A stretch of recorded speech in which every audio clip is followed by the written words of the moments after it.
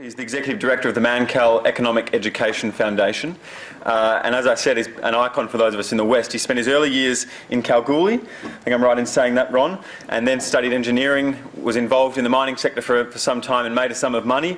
He's since spent his time and energies becoming a truly fierce advocate for the free market principles that we all cherish very dearly here in Western Australia, and is someone who quite literally puts his money where his mouth is. Ron has displayed throughout his life an ironclad commitment to free market values. It is something that is just so admirable. As I said, the generosity of his foundation has touched countless students throughout Western Australia, sending them interstate and overseas and allowing them to develop their skills of advocacy and understanding of the free market for a number of years. As I said, I'm one of the people that's been touched by that. I know Charles Pym is here from Western Australia. He's another Mancal scholar. So it's a great pleasure to have you here, Ron, and I'd like to welcome you to this stage and ask you to address the convention. Thank you.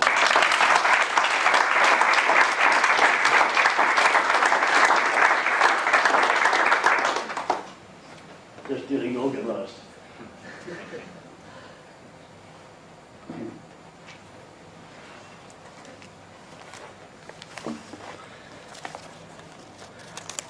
Thank you for your generous comments, Tom.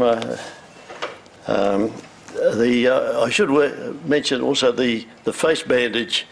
I carry evidence that I have failed as an elite athlete. So even in my failed state, I appreciate being invited to speak with you today. Someone asked me earlier in the gathering out there whether I miss my direct involvement in the gold mining industry and the search for gold. The answer is, of course I do. The search for gold is the second most strongest urge known to mankind. So who wouldn't miss that? However, the urge for ideas, I'm sure, is the third most powerful urge. So for today, I'll settle for the third.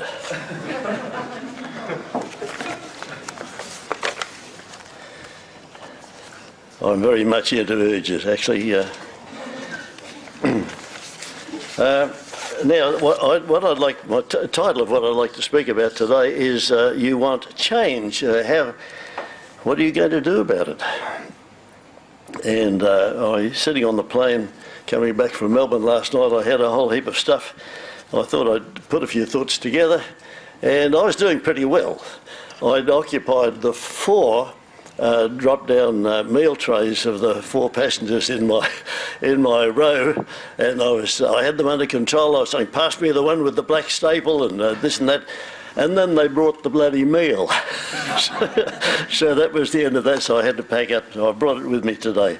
Now, my question is, what are you all doing here today at a federal convention of a young Liberals movement when you could be at the beach or at the pub? I mean, to me it's an excellent question, but please don't apologise. It simply means that you are part of the minority of our population who are interested in change and change for the better. You're interested in a better state, a better nation, a better family, a better surrounding. So this is a wonderful urge, again, talking about urges, and it marks the difference between us and the family kingdom. So I wish you every success in bringing this urge to fruition.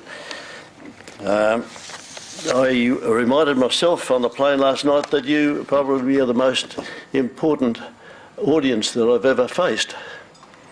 And you might say, why? And it's because you're all activists, you're all dedicated to a better nation, and you're younger, which means that you can take on longer timeframes for your goals rather than the older generation or those already in political positions themselves where they are governed simply by the short electoral cycle. So let's do a little bit of thinking out loud.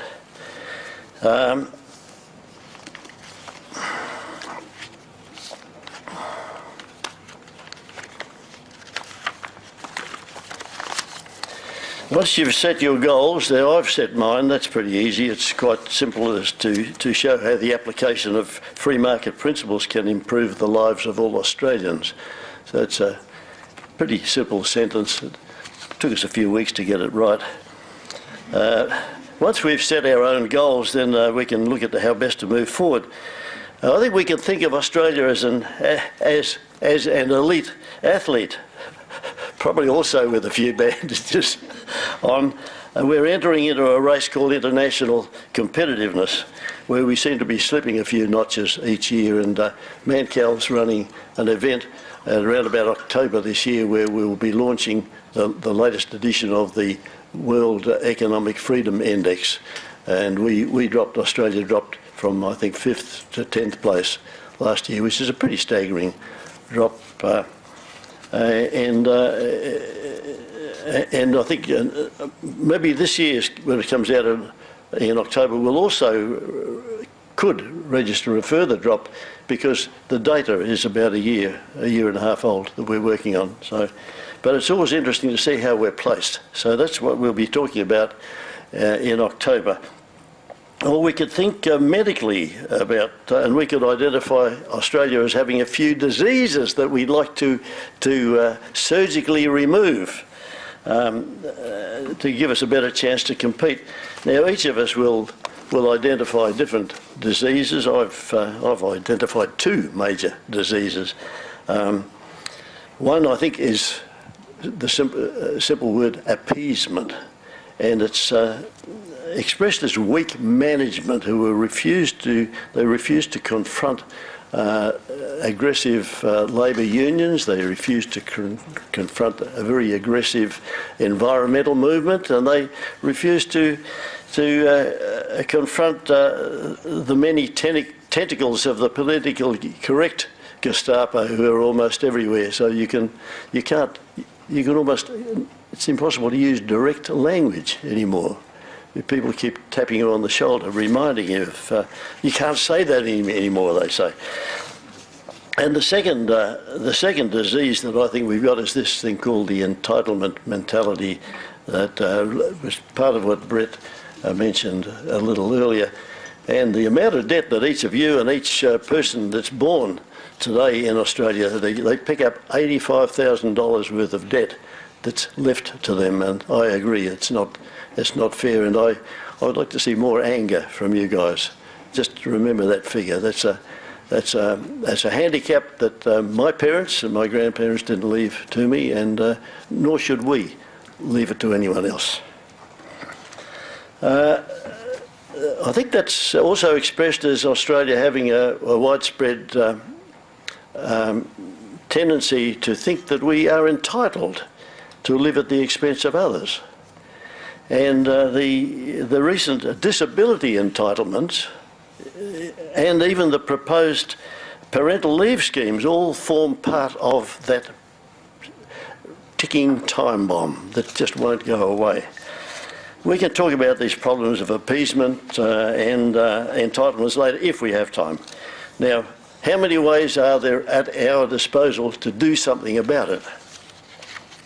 I can think of at least 4 that have application in this battle that we're engaged in. One is political action, and I think that's probably of interest to you, because after all, this is the federal convention of the Young Liberal movement. The use of political action to roll back the power of the state and restore the rights of individuals is pretty good language. So we'll come back to that one. The second is non-violent, peaceful forms of civil disobedience against the governments and bureaucrats when they step outside their very few legitimate functions. The third one is economic self-protection and self-preservation of ourselves, because we're absolutely no good to ourselves or our families or our state or our country unless we're self-sufficient and independent. So that's terribly important to maintain our economic independence in that form. And the fourth one is the educational method. It's slow but sure. It requires time and patience. So think of these four methods: the political action, civil disobedience, economic survival, and the fourth, education, as weapons in your arsenal that you can pull out whenever you come under threat from any unexpected quarter from time to time. I've been around long enough to have tried all four, and I've survived. So I must have kicked a few goals. So if you bear with me, I'll probably just give you a few anecdotes from each of those four episodes of my life that I've called upon those four methods. On the political front, back in 1974, I got together with a bunch of guys and we formed our own political party because we found that any of the existing political parties were absolutely unacceptable. I've got a book there called Heroic Misadventures, and one of the chapters is starting your own political party. And I just recount in the chapter where the Australian political scene back in 1974, we had a fellow called Gough Whitlam running a pretty dreadful government at the time. We'd emerged from a fairly stable period, and we, as young people, were looking around and wondering what we could do to help, and we asked if we could find, if somebody could give us a copy of the platform, the political platform from the Liberal Party.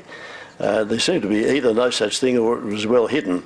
And we searched around, we found a platform from the Labor Party, which was easy to get. Everyone seemed to have a copy of it if they were in the Labor Party. It was very honest. It said exactly what they were going to do to you and how they were going to do it. And we admired their honesty and frankness about it, but we couldn't find a Liberal Party one. But we did find one that had been written some years before, but not circulated very widely. It wasn't encouraging. So a few of us got together and we formed this political party. We called it the Workers' Party because we felt we were the real workers. It was a little bit of a play on words, and toward the end we changed the name to the Progress Party, just because it became fatiguing explaining why we were called the Workers' Party. We got onto a whole bunch of very interesting people, formed a network all around Australia. Some remarkable people, and I guess I was running the Western Australian end. I'd visited, in the book says how I linked up with the other people. We were about 10 of us really that were the nucleus of it, and we heard a fellow called John Singleton, who was a famous advertising guy. Is he still a famous advertising guy, John Singleton? Anyone heard of John? He made some public comments that sounded as though he was very much on our side. He'd read all about Ayn Rand, he'd read all about individual responsibility. This was good. So a few of us got together, we went and saw him, thinking he might support us opening up a bookshop to promote free enterprise. Well, Singleton sat back in his chairs, he said, a bookshop be buggered, let's start a political party. So that's how that started, and we got a few people into politics, and they're still around in various walks of life. And after all these years, we're often still in touch with each other. We seek each other's advice from time to time. Now, why did it fail?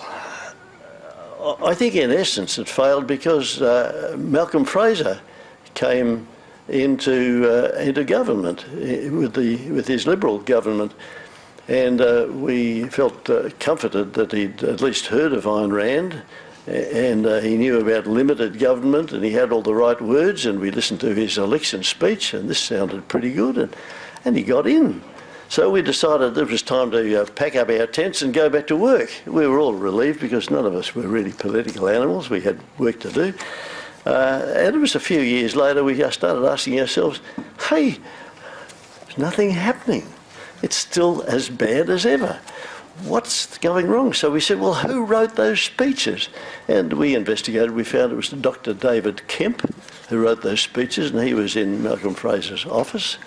And he later became the Minister for Education, a very strong free market guy. But it became obvious to us that Malcolm Fraser hadn't written the speeches, nor did he understand them. And I'll talk more about Malcolm Fraser later if we have time. I've got some thoughts.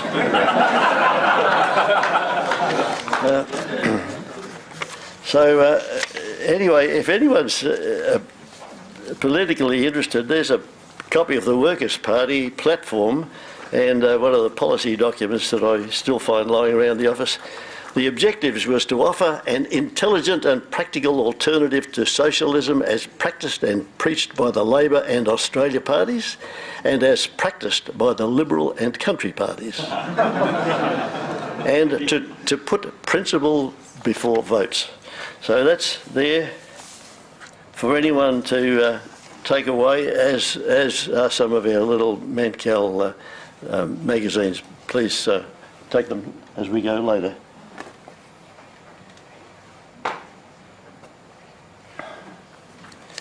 So my political interests really since then have been mainly confined to finding out what's on the mind of the enemy, because it's terribly important in any sort of strategy to know what have they got planned for you. So I attended some Labor Party conferences, and I even went to the intellectual inspiration, and I was a delegate to the Socialist International Conference in Sydney in 1992. And my visit was reported in the US publication Freedom Network News as follows. How are we going for time, fellas? You better... We're okay. You give me lots of nods. This could take time. The heading was Libertarian Crashes Meeting of Socialist International. If you were present at the Socialist International Conference in Sydney last March, which is 1993, you would have seen me there in the back row, fitted up like all the other delegates with the mobile earpiece translating device. I had some difficulty getting in without documentation, but when interrogated by the gaunt-faced registration attendant, I admitted to being a poet of the revolution. She still wanted to see my identifying documents, but accepted my reply that poets of the revolution don't carry identification.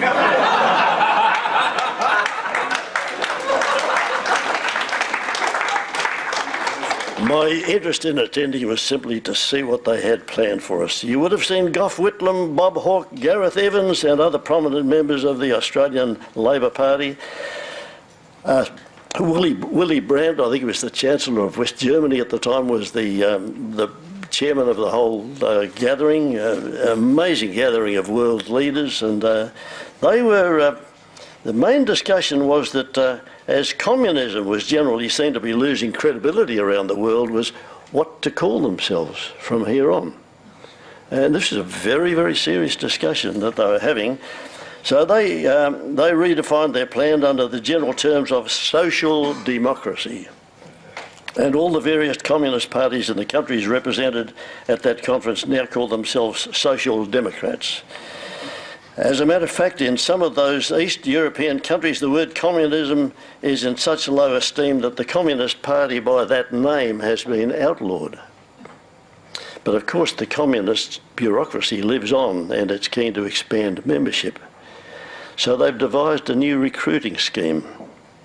Members of the Communist Party who recruit a new member are excused from membership fees for a year.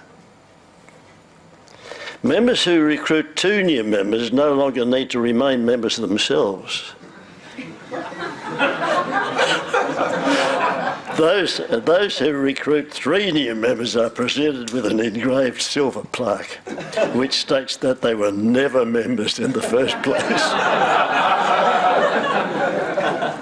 They may change their name, but they haven't changed their philosophy, and it's consistently of their philosophy that's enabled them to do so much damage. Australia's Gough Whitlam was a raging success by the way they measure success. He transformed Australia in the vision of H.C. Coombs and the other backroom socialists, so that over the 3 years of Whitlam rule, though productivity rose only 1%, wages rose 70%, The size of the public service rose 12.6%. Parliamentary salaries increased 36%, federal spending by 80%, and inflation to 20%. He had bought the minds and souls of the public sector and their hangers-on, who now represent 1 in 3 of those termed employed, as defined by our official statistics. Just some years before that, that's the end of that report in that esteemed magazine. Thank you. Then, some years before that, the noted writer Ayn Rand had written these words. She said, when the livelihood of producers depend on having a licence issued by non-producers, you will know that your world is doomed. She picked the trend some years ago. Now, what interests me is a trend. The Washington Post just a month ago came up with some figures that 38% of people in the US are now reliant upon government licences.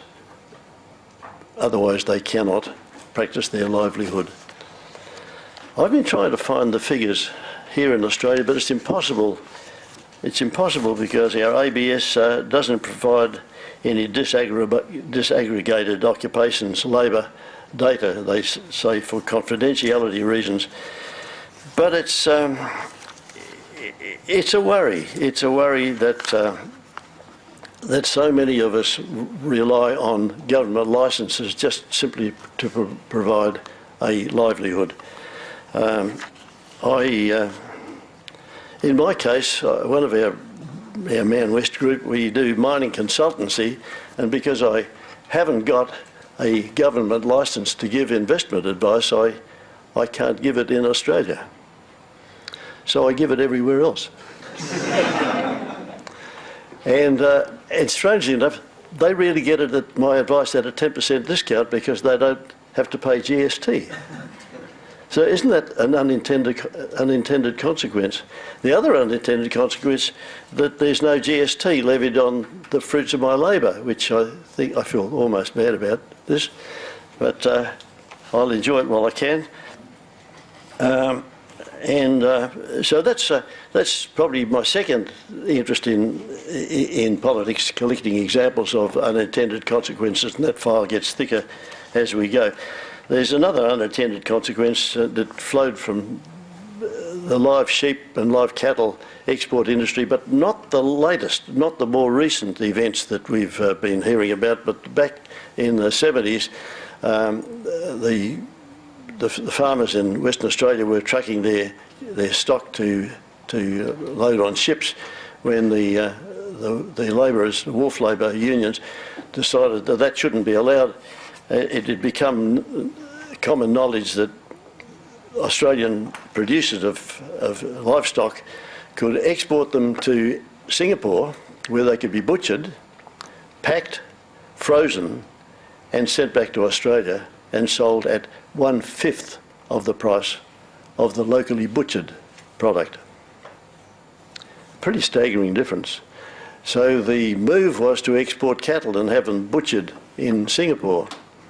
The wharf labourers felt that was, they were worried about their comrades in this little secure situation of butchery, so they prevented these cattle from being loaded, the cattle and sheep from being loaded. There was the farmers, they'd come all the way from their farms with truckloads of cattle and sheep, unable to load them. So what they did was simply go and buy a bunch of shotguns, and they brought their trucks, which they owned, down to the wharf, and some of the farmers sat on the front with loaded shotguns, and they got their stock through, and they loaded the stock themselves.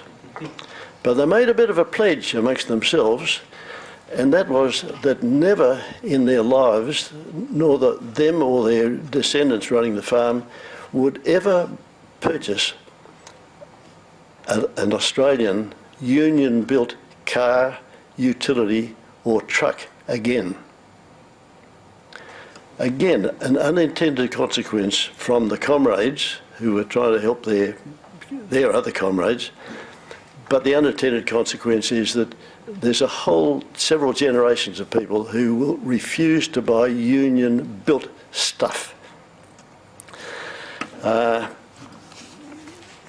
they're probably getting angry also, like a lot of us, when we see that the taxpayers of Australia have contributed $1.8 billion in support money to the unprofitable Australian car industry. Now, moving on to the second method, the third. This is the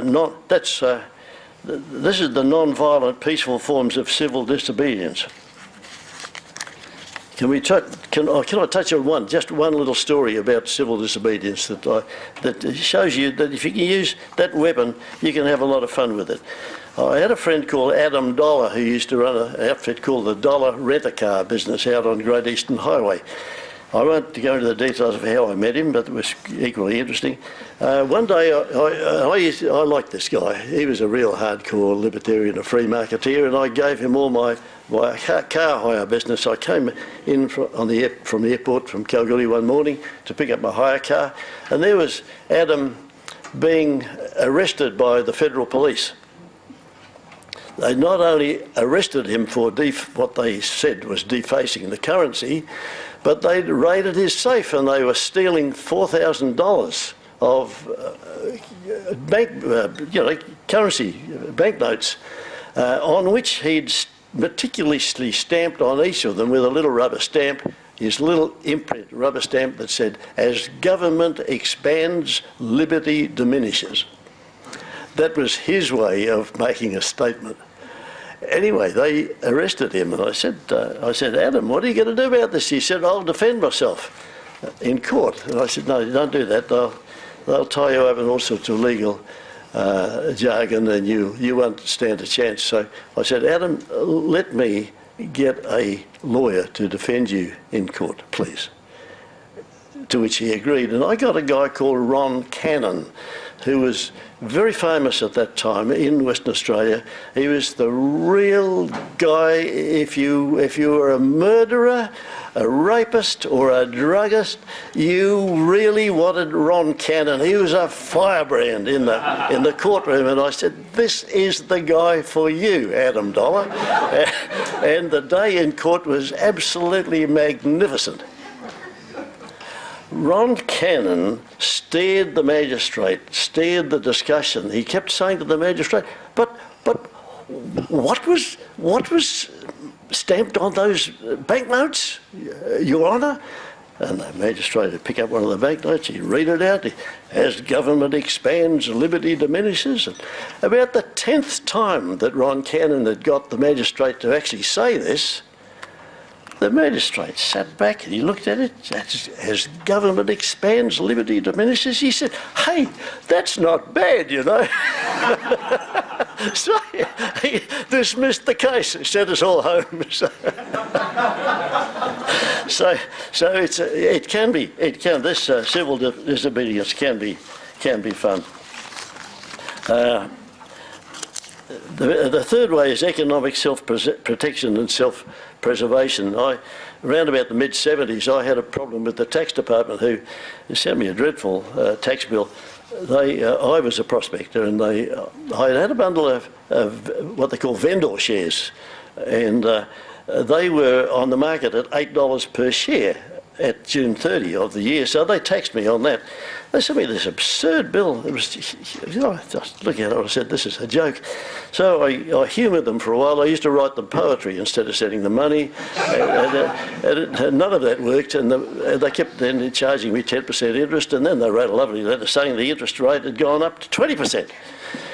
And I wrote to them, I said, "It didn't matter, because I've had 20% of nothing's nothing. You give it up." And I left the country economically.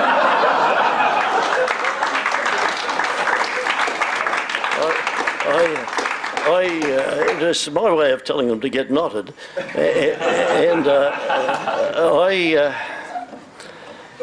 I had probably the greatest 8 years of, or the most, not the greatest, most interesting 8 years of my life. I'd heard some advice from an investment guru called Harry Brown, who said, remember when you're choosing your country, there's no such thing as the best country. He said, there's the best country in which to work, the best country in which to invest, and the best country in which to live. Rarely will you get the same country that covers those three criteria. So I had for 8 years the ability to live in the best country, to work in the best country that there was to work, and to invest in the best country. That went on for 8 years, and then my children were missing me, actually. So I wrote a nice letter to the tax department saying that their plan of extracting all this blood from me was not working. If they agreed to tear up their file, I'd happily come back and be a grubby little taxpayer. To which they write, OK. So I've become a prolific taxpayer ever since then, well, yeah, I'm not proud of it, but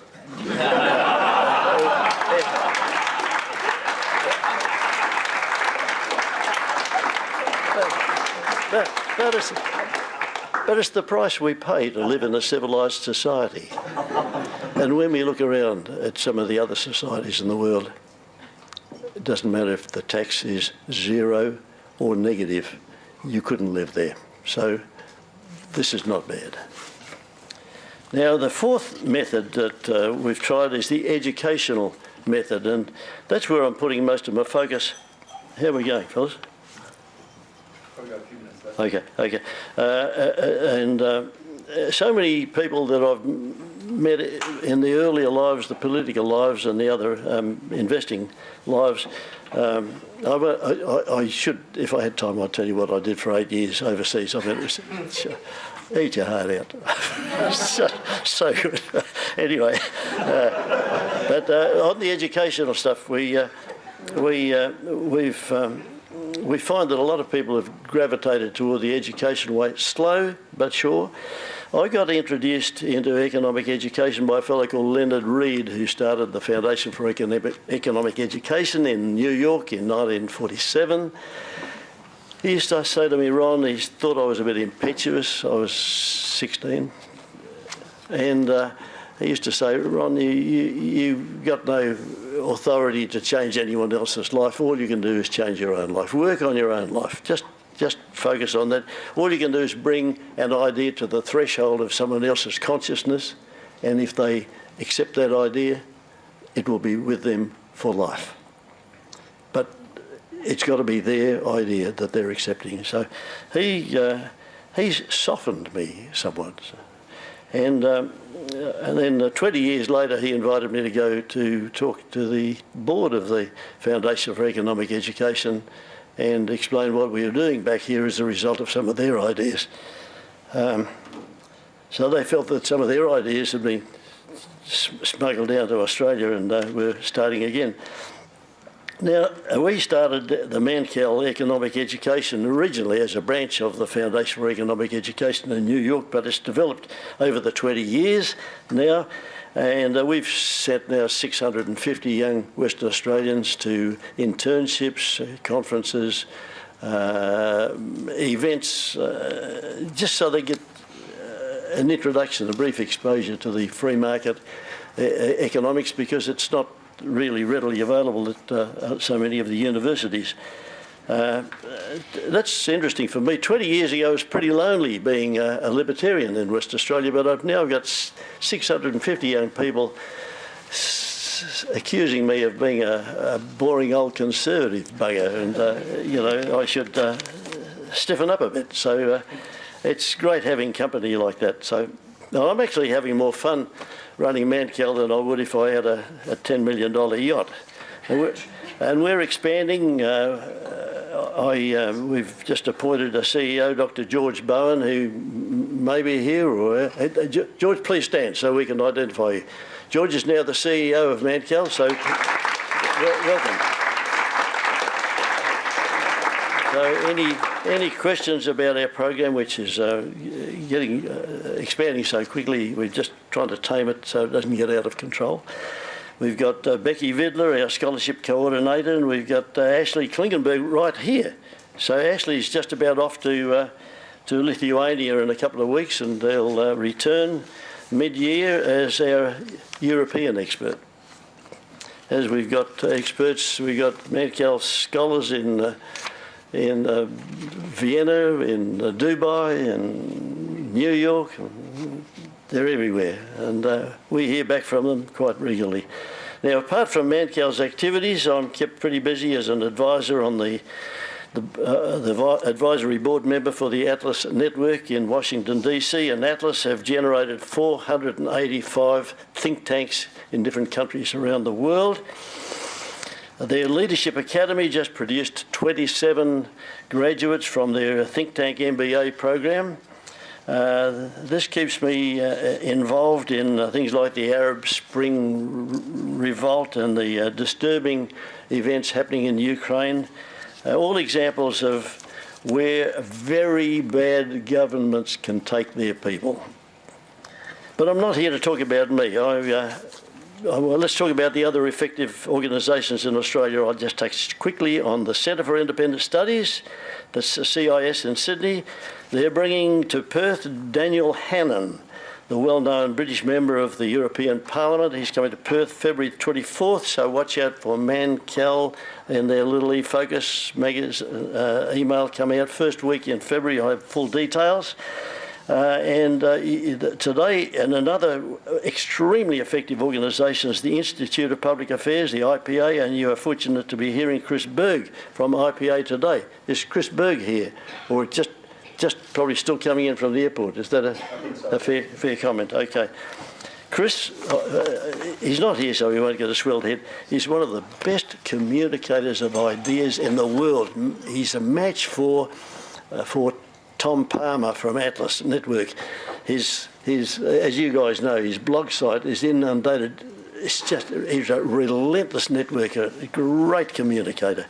Then sitting on top of all the CIS, IPAs, Mancals and everything else is the international organisation called the Mont Pelerin Society, set up by F.A. Hayek and Milton Friedman and 37 other intellectual leaders back in 1947. Mont Pelerin in Switzerland was where they had their first meeting, but Pelerin, it's one of the French words for pilgrim, and their task was, in the very dark, dim days of 1947, where the whole world was at war, their ideas was to store the secrets of a good civil society and have those ideas available for any world leaders if they ever regained their senses. And the Mont Pelerin Society is very good at explaining how otherwise good people running governments can fail. And they may have explained why the Fraser government failed. Essentially, they were good people. You can't say they were bad people.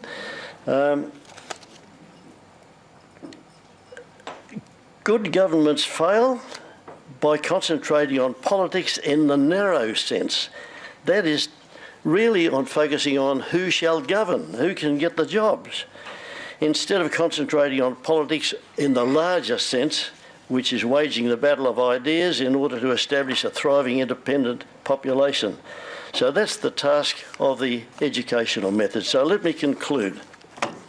What can each of you do here at this federal convention while you're here or as you depart? Well, if I can think of some things, maybe.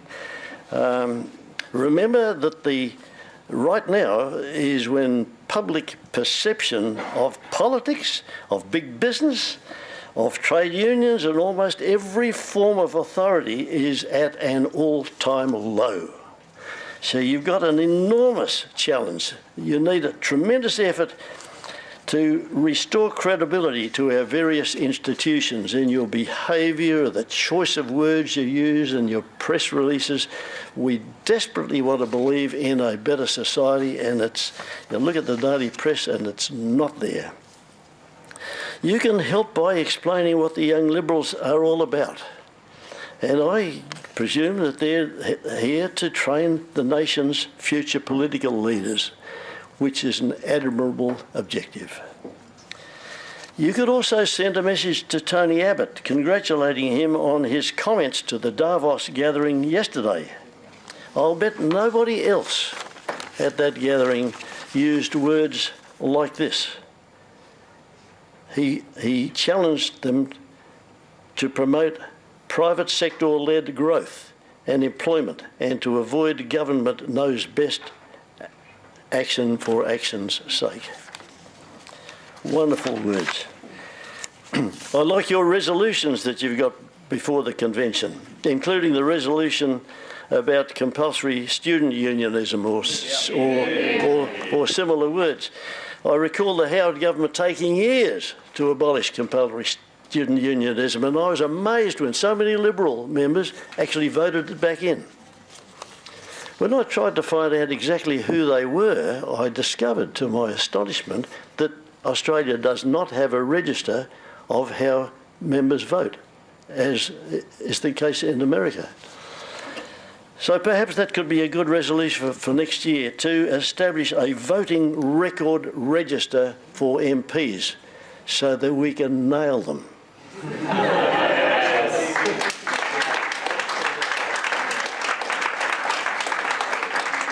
There's other things to do. Get rid of the potato board, for God's sake. What are we doing? What are we doing with the potato board? Everybody knows that potato boards, egg boards, onion boards and all these other boards do not produce better eggs, onions and potatoes. They just produce more expensive potatoes.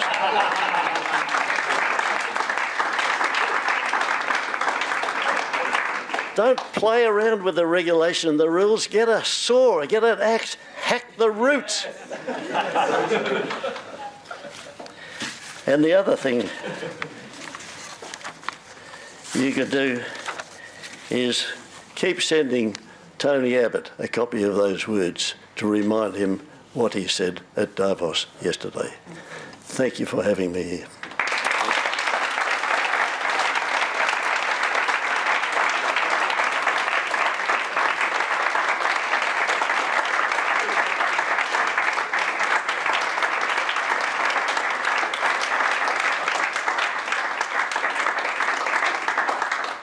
Was a wonderful speech, Ron. Thank you. I'd like to ask Josh Baker to deliver a vote of thanks.